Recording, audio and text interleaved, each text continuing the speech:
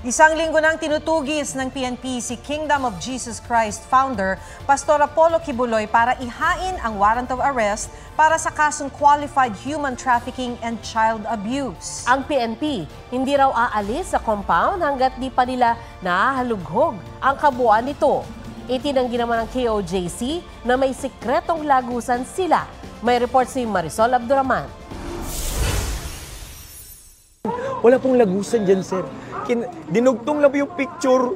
Ibang picture po yung ginamit. Sino pong fake news? Ibang picture ginamit, basement po yun, at dinugtong yung maganda po na lounge. At ito na. Pinalagaan ng Kingdom of Jesus Christ ang sinabi ng Interior Secretary Benhur Abalos Jr. na may sikretong lagusan daw mula sa KOJC Cathedral patungo sa umunay kwarto ni Pastor Apollo Kibuloy. Ang pintuan sa cathedral hindi raw circuit door kundi daanan ng pastor kung may programa sa cathedral, ayon sa post ng Chief Legal Counsel ng KOJC. Naglabas ang grupo ng screenshots ng isang programa sa cathedral kung saan kita ang isang lalaki sa pintuan na dinadaanan ni Kibuloy. Para naman sa sinasabing na discovering molotov sa roof deck ng Jose Maria College Building at mga bolong nakabaon umano sa buhangin. Ang dali po magtanim po niyan, sir.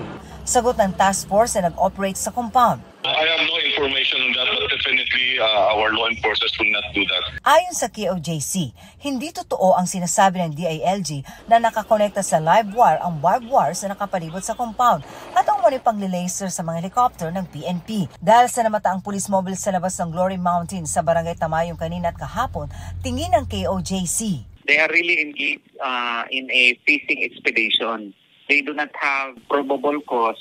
The concern of the PNP is not only focused doon dito sa loob ng KOJC. It's everywhere else as long that we receive valid and reliable, timely, accurate intelligence information ay pupuntahan po natin at hahanapin natin sila.